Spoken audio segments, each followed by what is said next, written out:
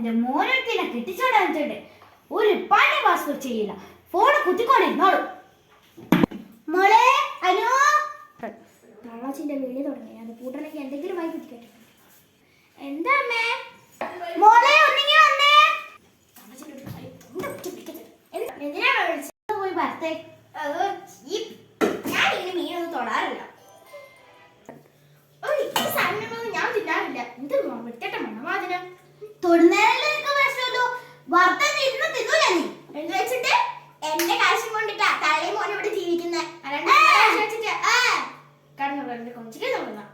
എനിക്കിത് ഇഷ്ടമല്ല. വേറെ സ്വന്തം എനിക്ക് കയ്യിലത്തെ മുഖം കുരുണ്ടോ ഇല്ലല്ലോ. വെച്ചത് ഇരുന്ന് തിന്നല്ലോ നീ. തിന്നും എന്റെ വയ്യ.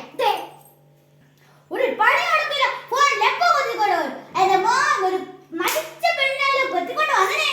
ആഹാ ഇത്രയും നല്ല തങ്കപ്പെണ്ണിനെ കിട്ടണമെങ്കിലേ പൂജ നടത്തണം നിങ്ങള്. അതിന്റെ അടുത്ത് എന്നെ പറയരുത് കേട്ടാ. പെണ്ണുകാണാൻ വന്നപ്പോ ഞാൻ പറഞ്ഞതാ കെട്ടണ്ട കെട്ടണ്ട കെട്ടണ്ടാന്ന്. ബ്രോക്കർ എന്നോട് വന്ന് പറഞ്ഞതാ ഇത്ര ഊളം ചെക്കണമെന്ന് എനിക്കറിയാം. ഭാഗ്യം കെട്ടിട്ട് ഞാൻ ഈ വീട്ടിലേക്ക് വന്നത്.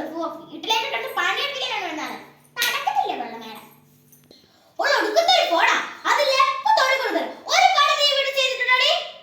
ഒരു പണി ചെയ്യാനൊന്നും എന്നെ കൊണ്ടാവില്ല. നിങ്ങൾക്കറിയാം ഞാൻ തങ്കപ്പെട്ട വീട്ടിലാണ് ജനിച്ചത്. അവിടെ എന്നെ കൊണ്ട് ഒരു പണി എടുപ്പിക്കുന്നില്ല കേട്ടോ. എന്റെ കൈയൊക്കെ നല്ല വൃത്തിക്കായി. എന്റെ അടുത്ത് എന്നെ പണി എടുപ്പിക്കാൻ നോക്കുന്നത് നടക്കത്തില്ല.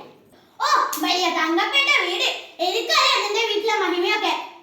ഓഹോ നിനക്ക് എന്റെ വീട്ടിൽ മഹിമ അറിയോ? അന്നാ എന്റെ മഹിമ പറ. ഞാൻ പറഞ്ഞ കുറച്ച് കൂടി പോകും കേട്ടോ.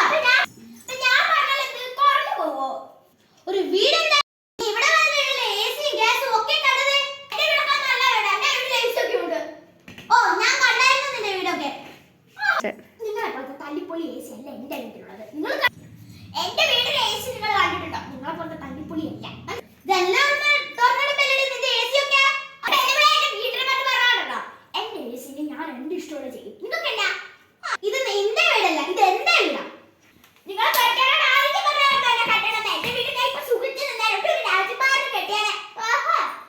എന്റെ മോന് തല വെച്ച് നിന്നെ കെട്ടിയത്. നീ ഒറ്റയ്ക്കാണ് എന്റെ മോന്റെ പൈസ മൊത്തം തീരുന്നത്. ഓരോ ദിവസം കൊടുക്കും ഓരോ ഓർഡർ ആണോ? എന്റെ സാധനം എനിക്ക് ആവശ്യമുള്ള സാധനം നിങ്ങൾ മേടിച്ചോണ്ട് വരില്ലല്ലോ. എന്റെ മോൻ ആടുന്ന് കഷ്ടപ്പെട്ട് പൈസ ഒക്കെ നോക്കി നീ ഇവിടുന്ന് തിന്നും കുടിച്ച് മുടിപ്പിക്കലടി. അത് എന്റെ കെട്ടിയോണ്ടാക്കുന്ന പൈസയാ കണ്ടോ. എന്റെ കെട്ടിയോണ്ടാ എന്റെ കഴുത്ത് താലിയും കെട്ടിട്ടുണ്ട്. ഇനി ആ കെട്ടിയുടെ അവകാശം മൊത്തം എനിക്കാ, നിങ്ങൾക്കല്ലല്ലോ.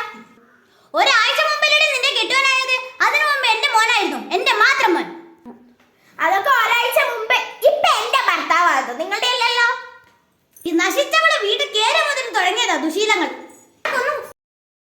നീ ഒന്ന് പോ തള്ളേ. നശിച്ചവളെ നിങ്ങളുടെ മോനാ. വീടിന് എന്നെ വെച്ചിട്ട് കയറാൻ വരുവാ.